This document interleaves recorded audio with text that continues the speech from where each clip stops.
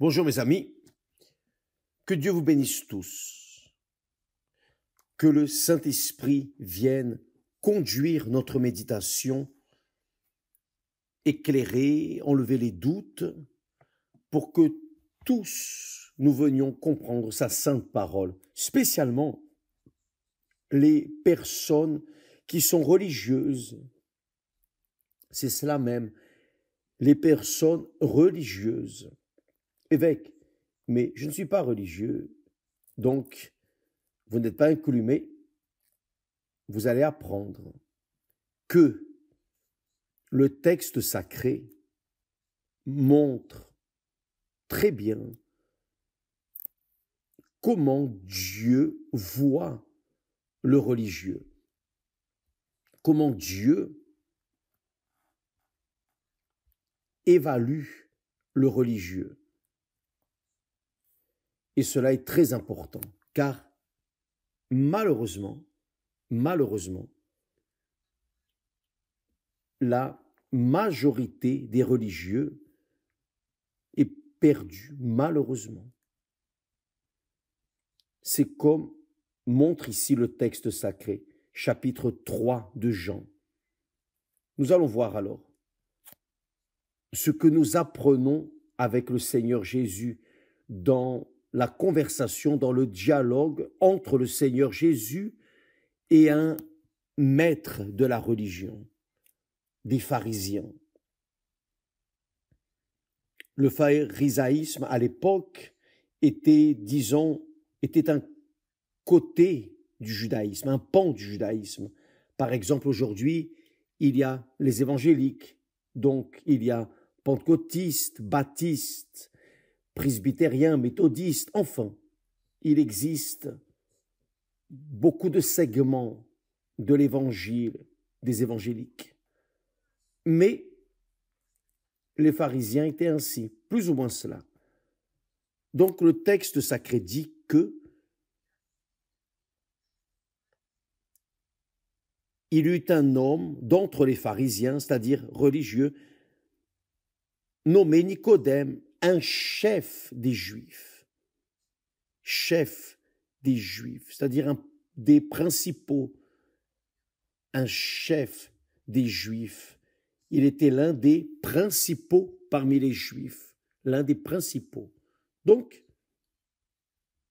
on identifie ici Nicodème comme un représentant des religieux, comme un type des religieux, un symbole des religieux, le représentant des religieux. Donc, il est allé le soir, la nuit, vers le Seigneur Jésus et lui a dit, je crois qu'il est allé la nuit car il ne voulait pas s'exposer durant la journée. Donc, il est venu le soir, je pense ainsi. Et lui dit, Rabbi, c'est-à-dire maître, Nicodème, parlons au Seigneur Jésus. Rabbi, nous savons, il parlait au nom de ses frères, nous savons que tu es un docteur venu de Dieu. Nous reconnaissons le Seigneur comme venant de Dieu, comme le Messie. Car personne ne peut faire ces miracles que tu fais si Dieu n'est avec lui. Donc, la vision de Nicodème et qu'il a transmise au Seigneur Jésus. Personne ne peut faire ces miracles que tu fais si Dieu n'est pas avec lui, même si nous savons qu'il existe beaucoup de signes dans ce monde faits par beaucoup de personnes qui n'ont rien à voir avec Dieu. Absolument rien à voir. Moi-même, j'ai été une victime de ce genre de choses. Moi, je peux parler de cela avec vous. Et j'ai un triste témoignage à ce sujet. Donc, le Seigneur Jésus lui répondit et lui a dit, en vérité, Nicodème, en vérité, 2 fois le Seigneur Jésus, Il n'avait pas besoin de dire en vérité, en vérité. Il suffisait de dire que c'était la vérité. Mais il emphatise quand la Bible dit que le Seigneur Jésus a dit en vérité, c'est pour emphatiser. Il affirme, il attire l'attention sur ce qu'il va dire. Donc, considérez, quand vous lisez en vérité, quand le Seigneur Jésus dit en vérité, faites plus attention. Plongez plus votre pensée dans ce qu'il va dire. Et qu'a-t-il dit à Nicodème? En vérité, je te le dis. Si un homme ne naît de nouveau, il ne peut voir le royaume de Dieu. C'est-à-dire qui ne naît pas de nouveau ne peut même pas voir le royaume de Dieu. Si on ne naît pas de nouveau, on continue comment? De la même manière, comme une personne morte pour Dieu. La personne doit naître. Personne entrée dans le royaume de Dieu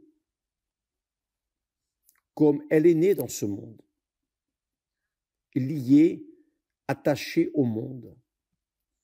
Pour que la personne entre dans le royaume de Dieu, elle doit se détacher, lâcher le royaume du monde. Il n'est pas possible que la personne marche avec un pied dans le royaume de Dieu et un pied dans le royaume du monde. C'est impossible. Et c'est une caractéristique des religieux. C'est la réalité. Ça, c'est quelque chose d'extrêmement dangereux. Car la religion, parce que c'est une religion, la personne s'accommode dans sa religion, dans sa religiosité. Elle se dit elle-même, ah d'accord, je suis dans la religion, je suis ouvrier, je suis ouvrière, je suis pasteur, je suis évêque, je suis épouse d'évêque, je suis une personne qui ne fait de mal à personne, je ne vis pas dans le péché. Ah, je mens de temps en temps, mais quelques bêtises, mais enfin. La personne religieuse se justifie, elle s'auto-justifie. Pourquoi? Car elle est religieuse et la religion trompe. La religiosité trompe. La religion, de mon point de vue, dans mon optique, est la plus grande ennemie de Dieu, la plus grande associée et amie du diable. Dieu n'a pas créé de religion. Jamais.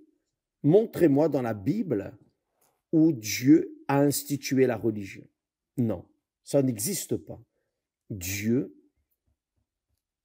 a donné les commandements de la loi. Et évidemment, des commandements ont surgi d'autres pensées, chacun interprétant les commandements à sa manière, et sont nées alors les religions.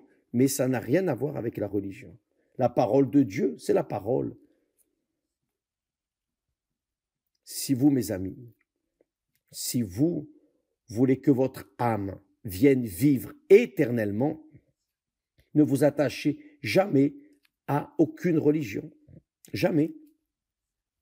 Attachez-vous à la parole de Dieu, même si vous ne comprenez pas la parole de Dieu dans toute sa grandeur et complexité, peu importe.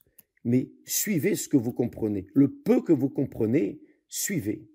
Obéissez. Vous allez voir que vous allez y arriver. Maintenant, si vous commencez à vouloir discuter, dialoguer, enfin, voulant imposer votre manière de croire avec une autre personne, alors il y aura des luttes, des conflits, et cela n'est pas bon, car cela montre que les deux sont dans le royaume de ce monde, car dans le royaume de ce monde, ce qu'il y a le plus, ce sont des religions. Ce qu'il y a de plus dans ce monde, ce sont les religions, oui ou non? Et la religion, jamais, à aucun moment, n'a sauvé qui que ce soit. Bien au contraire, le monde vit en guerre à cause des religions. n'est-ce pas? Donc, vous voyez, la religiosité, c'est elle qui rend les personnes aveugles, complètement aveuglées par le mal. Mais nous allons au texte dont le Seigneur Jésus parle, car cet homme, Nicodème, a fait des éloges au Seigneur Jésus. Maître, personne ne fait le travail que tu fais si Dieu n'est pas avec lui. Mais le Seigneur Jésus a tout de suite coupé. Nicodème, fais attention. Je te dis, si un homme ne naît de nouveau, il ne peut voir le royaume de Dieu. Évidemment, Nicodème, avec sa réponse, a montré qui était Nicodème. Voyez, Nicodème lui dit, comment un homme peut-il naître quand il est vieux? Peut-il rentrer dans le sein de sa mère et naître? Il savait que cela était impossible. Mais il a voulu laisser bien clair au Seigneur Jésus la compréhension aveugle qui était la sienne. Il pensait que cela était impossible, naître de nouveau. C'était impossible et réellement, lorsque nous parlons de la nouvelle naissance, les personnes ne comprennent pas naître de nouveau, mais attendez, est-ce que je vais devoir retourner dans le ventre de ma mère?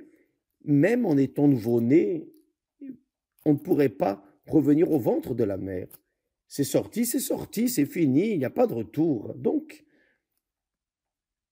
mais la tête du religieux est ainsi. Le religieux est aveugle. C'est cela même. Le religieux, tout religieux est aveugle.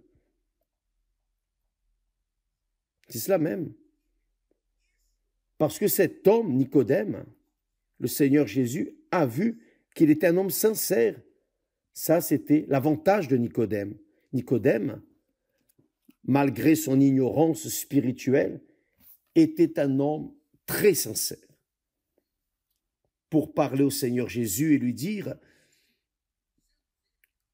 comment un homme, il parlait de lui-même, comment un homme peut-il naître quand il est vieux? Et là, le Seigneur Jésus lui a répondu, en vérité, je te le dis, si un homme ne naît d'eau et d'esprit, du Saint-Esprit, il ne peut entrer dans le royaume de Dieu. Avant, il ne pouvait même pas voir le royaume de Dieu. Maintenant, le Seigneur Jésus parle d'entrer dans le royaume de Dieu. Qui veut entrer dans le royaume de Dieu? Le Seigneur Jésus est venu amener le royaume de Dieu. Et le royaume de Dieu, c'est quand le Saint-Esprit entre en nous et nous fait être guidés, dirigés, conduits. Il règne en nous. Donc, si la personne n'a pas le Saint-Esprit, elle ne sait pas ce qu'est le royaume de Dieu. Elle sait ce qu'est le royaume du monde. Elle connaît le royaume du monde, mais elle ne sait pas ce qu'est le royaume de Dieu. Le royaume de Dieu n'est possible que lorsqu'une personne reçoit le Saint-Esprit, lorsqu'elle naît du Saint-Esprit. Le Seigneur Jésus parle ici aussi à ce sujet. Qui ne naît pas d'eau et du Saint-Esprit ne peut entrer dans le royaume de Dieu. Et il dit, ce qui est né de la chair est chair, c'est-à-dire ce qui est né du monde est du monde. Et ce qui est né de l'esprit est esprit, c'est-à-dire spirituel. Donc ce sont deux natures complètement contraires l'une à l'autre, opposées l'une à l'autre. Ceux qui sont nés de la chair sont chair. Peu importe si elles appartiennent à une dénomination évangélique, peu importe si elles travaillent même comme pasteurs à l'Église universelle. Nous avons eu des expériences réellement fatigantes et je dirais tristes, car beaucoup de personnes embrassent la foi que nous portons la foi dans la parole de Dieu, que nous portons, sont guéries, sont délivrées de leurs vices, de leurs douleurs. Et elles entrent dans l'œuvre. Elles veulent être ouvrières, veulent être serviteurs de Dieu, être missionnaires, faire l'œuvre de Dieu. Et nous ouvrons l'espace immédiatement. Nous ouvrons la porte. Vous pouvez passer. Vous voulez nous aider à amener la parole de Dieu à d'autres personnes, s'il vous plaît, soyez bienvenus. Mais la personne a eu une expérience de guérison. Elle a été bénie avec un certain miracle. Mais la personne n'est pas née d'eau ni du Saint-Esprit. Si elle n'est pas née d'eau ni du Saint-Esprit, elle continue d'être chair. Mais même ainsi, nous ne voyons pas cela. Nous n'avons pas une boule de cristal qui dit « Oh, cette personne est de Dieu, celle-là ne l'est pas. » Je ne vois pas l'esprit de celle-ci ou de l'autre. Je ne peux pas faire ça, car l'œuvre est très grande. Elle est répandue sur toute la terre, toute la planète. Donc, comment allons-nous savoir qui est qui? Je ne vais pas savoir maintenant. Ce qui dirige l'Église, le Saint-Esprit, fait la sélection. C'est lui qui fait que les personnes naissent d'eau et du Saint-Esprit. Quand elles naissent du Saint-Esprit, elles sont spirituelles. Elles meurent pour le monde.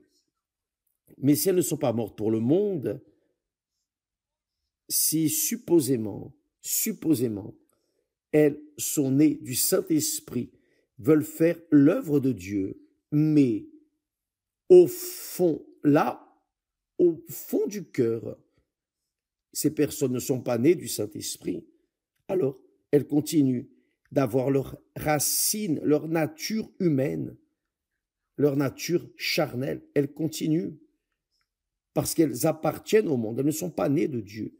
Elles ne sont pas nées du Saint-Esprit. Ce n'est pas naître de la doctrine de l'Église, ce n'est pas naître de la volonté du pasteur. Non, c'est Dieu lui-même qui engendre ses enfants. C'est le Saint-Esprit qui engendre ses enfants. C'est ça que les personnes doivent comprendre. Le religieux pense que parce qu'il fait tout correctement, parce qu'il ne vit pas dans le péché, maintenant, j'ai ma vie à arranger, je suis marié, j'ai ma maison, ma famille, je fais l'œuvre de Dieu, je prêche l'Évangile. Quelle merveille! Sauf que, si l'intérieur de cette personne est charnel, c'est-à-dire si elle n'est pas née d'eau et du Saint-Esprit, elle continue d'être cette vieille créature mondaine, bien que cela n'apparaît pas au début. Au commencement, ça n'apparaît pas, mais avec le temps, quand la personne est menée au désert, qui prêche l'Évangile sera toujours mené au désert. Le désert nous éprouve. Le désert est le feu, le baptême de feu. Et qui ne passe pas par le désert ne sait pas s'il est né de Dieu. Quand la personne est née du Saint-Esprit et qu'elle est menée au désert, elle est éprouvée et approuvée, car c'est le Saint-Esprit qui l'a conduite, qui l'a engendrée et conduit au désert.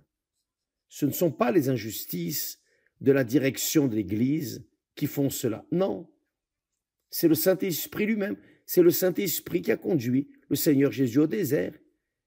Quand le Seigneur Jésus a été baptisé par Jean-Baptiste, que le Saint-Esprit est venu sur lui, sur le Seigneur Jésus, immédiatement le Saint-Esprit a emmené le Seigneur Jésus où?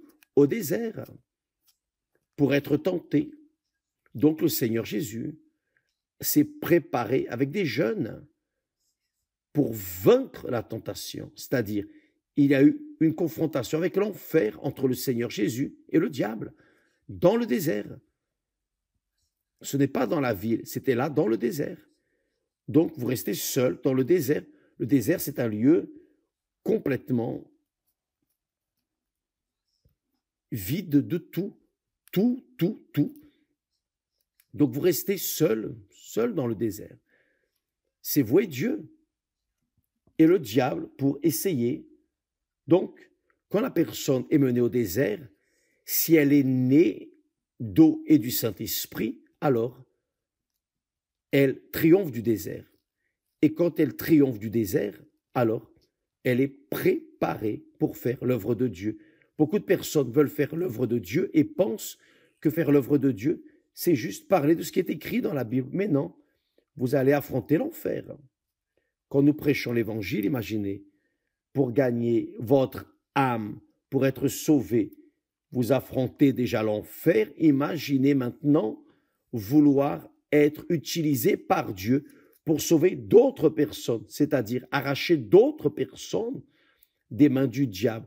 Vous allez affronter une lutte 1000 fois plus grande. Donc, si vous n'êtes pas né de Dieu ou du Saint-Esprit, vous n'allez pas résister, vous n'allez pas supporter. Donc, c'est pour cela que vous devez vous auto-évaluer, examiner votre vie réellement. Si vous êtes né au nom de Dieu, si par hasard, vous avez en vous, là au plus profond de votre cœur, vous avez une aspiration pour ce monde, des rêves personnels, cela même, des rêves personnels, des projets personnels, vous voulez réaliser vos rêves dans ce monde, cela montre que vous n'êtes pas né de Dieu. Pourquoi? Parce que vous portez un morceau du monde en vous, et qui est né de Dieu ne porte rien du monde. Il est libre pour faire la volonté de Dieu. Si c'est pour faire l'œuvre de Dieu, la personne est libre. Si ce n'est pas pour faire l'œuvre de Dieu, elle donne suite à sa vie, elle continue avec sa vie, mais sa priorité, c'est de faire la volonté de Dieu, car elle est née de Dieu. Le Seigneur Jésus a dit clairement, il n'y a pas plus clair que cela. Voyez, ce qui est né de la chair, c'est-à-dire né du monde, est chair et mondain. Ce qui est né de l'esprit est esprit spirituel. C'est une nouvelle créature. Et là, le Seigneur Jésus lui a dit, ne t'étonne pas que je t'ai dit, il faut que vous naissiez de nouveau. Vous devez naître de nouveau. Nicodème, tu dois naître de nouveau. Mais il était maître dans la religion. Il était un homme très instruit, hautement capacité. Il était un leader, il était un chef dans sa religiosité. Il était, disons, il avait une réputation intégrale, spectaculaire, si bien qu'il est allé parler au Seigneur Jésus la nuit. Il ne voulait pas s'exposer. Il ne voulait pas exposer sa vie. Il voulait parler au Seigneur Jésus. Imaginez un chef, une personne extrêmement honorée par ses compagnons, ses collègues, aller parler au Seigneur Jésus. Qui était le Seigneur Jésus? Il était le charpentier, le fils du charpentier. Le Seigneur Jésus était celui qui était le Seigneur Jésus, un homme simple. Le Seigneur Jésus était simple. Comment est-ce qu'un individu qui est à un haut degré de sa vie ministérielle va descendre et aller parler à un homme simple comme le Seigneur Jésus était? Alors, il est allé parler au Seigneur Jésus quand? La nuit, pour que personne ne voie, pour ne pas s'exposer. Mais le Seigneur Jésus a vu la sincérité en lui et a dit, Nicodème, il faut que tu naisses de nouveau. Car si tu ne nais pas de nouveau, tu ne peux pas entrer dans le royaume de Dieu. Et c'est ce que vous devez observer. Vous êtes une personne religieuse, vous êtes une personne charitable, bonne. Vous ne vivez pas dans le péché. Mais si vous n'êtes pas né d'eau, si vous n'êtes pas mort pour le monde, naître d'eau, c'est le suivant. Vous avez accepté le Seigneur Jésus comme Seigneur et Sauveur, vous avez accepté les règles, les commandements de la loi de Dieu, du royaume de Dieu. Alors, la première chose que vous devez faire, être baptisé d'eau. Que veut dire le baptême? Le baptême d'eau signifie l'ensevelissement. Ensevelissement, qu'est-ce que c'est? C'est ensevelir quelqu'un qui est déjà mort. Donc, pour entrer dans le royaume de Dieu, le royaume de la vie éternelle, vous devez mourir pour le monde. Si vous n'êtes pas mort pour le monde, pour vos vanités, pour ce que vous pensez, votre orgueil, votre propre orgueil, vous ne pouvez pas entrer dans le royaume de Dieu. Vous n'êtes pas encore né. Donc, il faut naître d'eau, c'est-à-dire il faut être enseveli. Il faut être enseveli pour prouver à vous-même que réellement vous êtes mort pour le royaume de ce monde. Là, oui. Vous recevez le Saint-Esprit. Vous recevez le Saint-Esprit. Vous êtes baptisé du Saint-Esprit. Vous êtes scellé du Saint-Esprit. C'est-à-dire, le Saint-Esprit vous engendre. Le Saint-Esprit, de manière glorieuse, fait de vous une nouvelle créature, une nouvelle pensée, un nouvel esprit, un nouveau cœur, une nouvelle vision. Vous êtes une nouvelle créature, 0 kilomètre.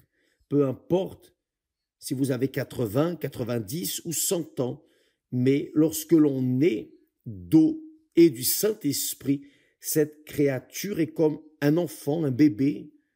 La personne naît de nouveau, sauf que non dans le royaume de ce monde, mais pour le royaume de Dieu.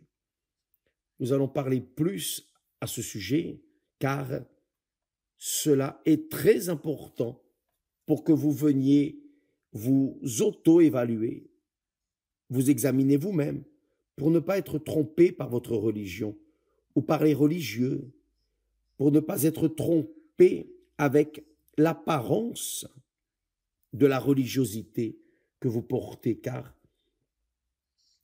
j'ai comme tristesse, durant toutes ces années d'Église universelle, et pas seulement depuis que l'Église universelle va faire 50 ans d'ici 2-3 ans, 50 ans, demi-siècle. Donc, durant les 61 années que je suis né de nouveau, j'ai vu beaucoup de personnes, mais beaucoup de personnes apparemment remplies du Saint-Esprit. Quand elles passent par le désert, ces personnes fondent. Et après on demande, mais pourquoi? Qu'ai-je fait d'erroné? Où ai-je failli? Non, c'est que la personne n'est pas née de nouveau. Elle continue dans le royaume du monde. Donc, dans le royaume du monde, elle fond dans le désert. C'est la réalité. Que Dieu vous bénisse et à demain. J'espère vous avoir alerté. J'espère avoir ouvert vos yeux pour que vous compreniez et vérifiez, évaluiez votre vie devant Dieu. Car peut-être, mes amis, que vous êtes comme Nicodème. Vous êtes une personne qui occupe un poste important dans votre église, dans votre dénomination, mais vous ne voyez même pas le royaume de Dieu, même pas. Qui dira entrer, d'accord? Excusez-moi si je suis très direct et objectif, mais le Seigneur Jésus a dit que c'est la vérité qui a franchi. Si j'étais un religieux et que je n'étais pas né de Dieu, si je n'étais pas né de Dieu, j'aimerais beaucoup connaître la vérité pour chercher cette nouvelle naissance. Car le Seigneur Jésus a dit, il est nécessaire naître de nouveau. Que Dieu vous bénisse et à demain au nom du Seigneur Jésus. Amen.